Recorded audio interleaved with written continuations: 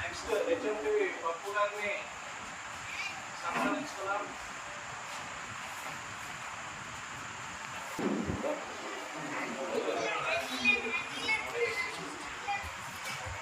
भाई देखो बोलो ना सदर खान भाई तो सामने आइए हाँ क्या अब भाई एक मिनट खैरिए भैया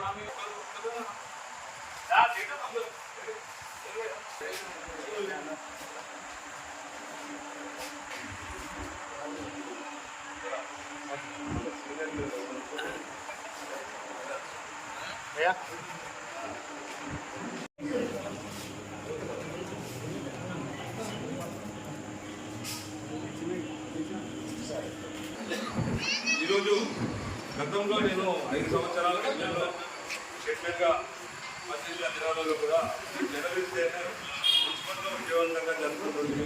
ఎందుకంటే ఒక సంవత్సరం పొడుగునా ప్రతి అంశాన్ని అటు ప్రభుత్వానికి ప్రజలకు వారధిగా ఉన్నటువంటి ఈ యొక్క జర్నలిస్టుల సేవ అనేది నిజంగా ఇది ఊహించడానికి సేవ. ఎందుకంటే ప్రభుత్వ ఉద్యోగులు చట్టము, పోలీసు, రెవెన్యూ ఇవన్నీ చేసే పని ఒకటైతే ఒక జర్నలిస్ట్ చేసే పని ఈరోజు ప్రజలకు ప్రతి విషయంలో కూడా పొద్దున వాళ్ళకి అసలు సెలవు అనేదే లేదు.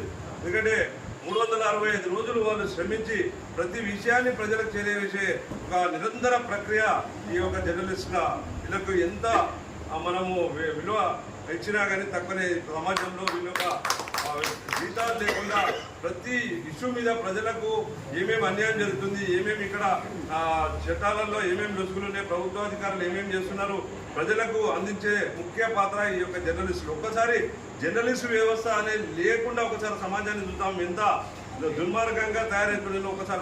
ఈ రోజులలో జర్నలిస్టు రాసిర్రు అంటే ఆయన క్యారియర్ మొత్తము మంచి అయితేనేమో ఎక్కడికో వెళ్ళిపోతుంది, చెడైతే కూడా వాళ్ళు చేసే తప్పులను ఇలా చట్టం కంటే ముందు, పోలీసు వ్యవస్థ కంటే ముందు ఈ జర్నలిస్టులే ప్రతి దాని మీద స్పందించి వాళ్ళ యొక్క మంచి చెడులను ఈరోజు ప్రజలకు తెలియజేసే ముఖ్య బాధ్యత జర్నలిస్టు. వీళ్ళ యొక్క సేవలు నిజంగా మనం ఎంత కొనియాడినా తక్కువనే. కాబట్టి సంవత్సరానికి ఒకసారి ఈ యొక్క భాగ్యం నాకు కలగడం నిజంగా నా అదృష్టంగా భావిస్తున్నా. ఈ జర్నలిస్టులు అందరినీ కూడా దాంట్లో చేసిన అనేది గర్వంగా చెప్పుకోవడం నాకు దానికి వచ్చిన తర్వాత నేను టచ్ చేసినట్టునే ఆర్గనైజేషన్లకు ఎగ్జాంపుల్ మనమే చేసిన ఆర్గనైజేషన్లకు వచ్చిన వెంకటన్నకు అంటే తెలియదు. వెంకటన్న పాత వర్క్ చేస్తుంది, నేను టచ్ చేసిన తెలియదు. విరాట్ బాయ్ వాళ్ళ ఆ బ్యాచ్ వీళ్ళకి తెలుసు. సరే దాంట్లో భాగంగా నాకు ఈ అవకాశాన్ని కల్పించిన ఫస్ట్ ఇదే జనరల్ నేను నూతనంగా అధ్యక్షునిగా అయినాక పాలకవర్గం వ్యవసాయ కమిటీ అయినాక నాకు ఈరోజు ఇప్పుడు ఆపన్న నేను సిద్దిపేటలో ఉన్నా. ఇప్పటికి ఫోన్ చేస్తే వచ్చిన జర్నలిస్ట్ ప్రోగ్రామ్ అంటే అసలు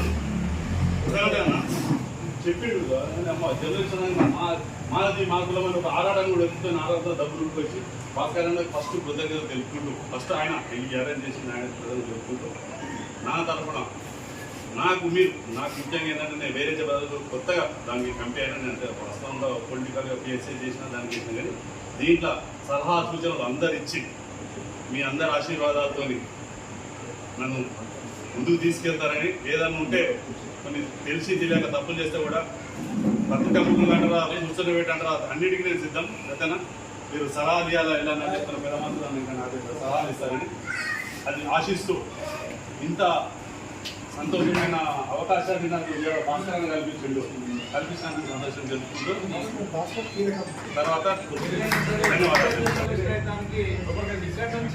పునాదులు పడతాయి. కాబట్టి ఖచ్చితంగా మీ ప్రతిభను అందరూ చూస్తూ ఉన్నారు జనాలందరూ కూడా.